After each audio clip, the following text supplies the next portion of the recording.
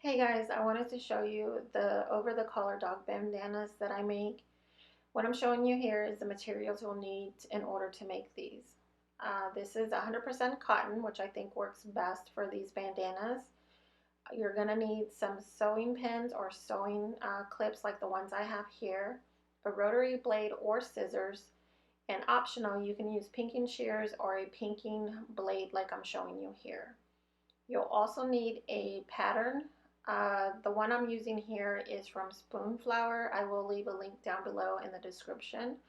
So you're going to print out the pattern, which is going to come in 2 sheets, and Spoonflower gives you a list of materials you'll need and all the dimensions that your bandana will make. So there's an extra small, small, medium, and a large. So you'll print out your pattern and it'll come in 2 pieces, so you'll have to cut it out and tape it together. Because I'm making multiples of these, I went ahead and cut the pattern out on plexiglass and wood, as you see here. Now, if you're just going to make this for one puppy or dog and you just need one size, you can just use the paper. But since I'm making multiple sizes, I just wanted a more stable pattern piece. So what you're going to do here is, after you have it all cut out and taped together, you're going to get your fabric and you're going to lay it down. And you're going to lay it down pretty sides together on the fold. So this is what is called the fold. So you're going to take your pattern and place it on top, and then get your scissors or rotary cutter and cut it on all 3 sides. Now don't forget that you're going to need 2 pieces in order to make this bandana. So I'm just showing you here all the 3 sides that you're going to make. So once you have your pieces cut out, you're going to lay them flat on the table with the pretty sides facing each other like you see here. So what I do here is I get my fabric clips and I clip on either side, just so that when I take it over to the sewing machine, the fabric doesn't shift. Now, if you're of a more experienced sewer than I am, you can skip this step. So once you take it over to the sewing machine, you're going to stitch a 1/2 inch from the edge. And that's going to attach your 2 pieces together.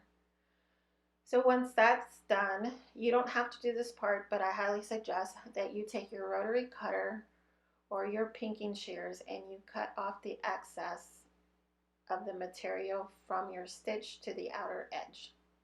This will prevent bulking on your next step, and also it'll help the fabric from continuously fraying while you're sewing this together.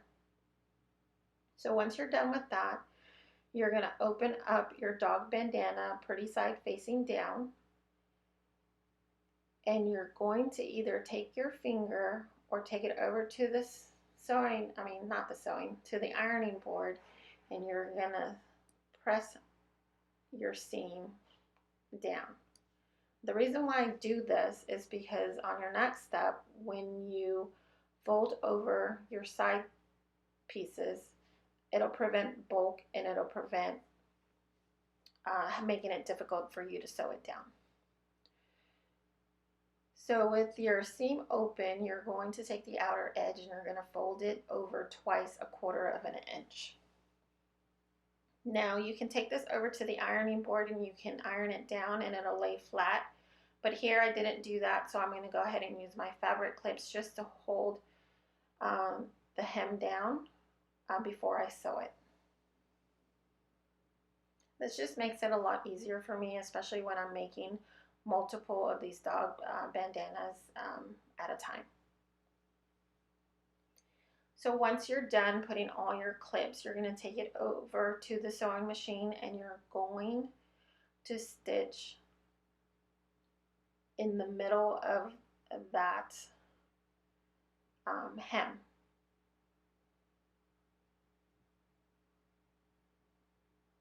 And I'll show you that here in a minute. So go ahead and sew right along the hem of your bandana. The next thing you're going to do is you're going to go ahead and fold your dog bandana in half with the pretty sides facing each other. Because I'm still learning how to sew a straight line, I like to fold the dog bandana in half and either finger press it or iron press a crease down the middle. And that's going to let me know where to stop sewing on one side and sew up the other side. So here I'm just showing you that what you're going to do is you're going to sew a 1/2 inch seam to that point where you folded it in half. And then you're going to pick up your presser foot, and you're going to turn your fabric, put your presser foot down, and you're going to sew the remaining part of your bandana. And that's it. And after you're done here, what you're going to do is, and I'm just showing you here that it's 1/2 inch. So here is your stitch, and normally I would mark it. Like I said, I'm not an experienced sewer, so I do tend to veer off a bit, and you'll see that in the finished project why I still to this day mark where I'm supposed to sew. So what you're going to do here is you're going to get your scissors and you're going to cut the excess on the tip, and that's going to make it a lot nicer to flip your bandana inside out and also prevent bulking, the material to bulk in that area. It'll make it a nice clean, it'll make your dog bandana look nice and clean.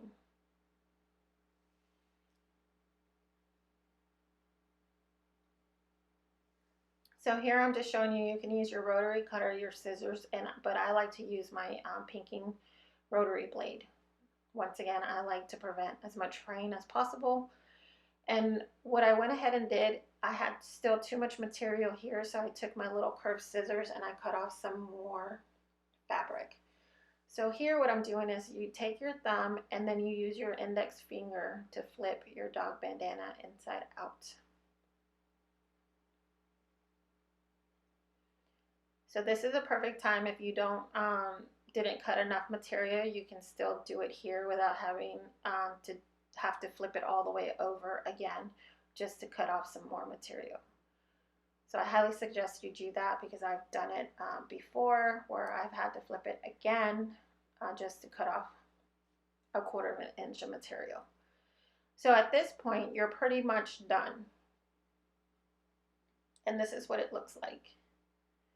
So what I like to do is just finger press it here, make sure that there's no bulk, and I do take my dog bandanas over to the ironing board and iron them out. It makes them look a lot nicer, especially if you decide that you're going to sell these.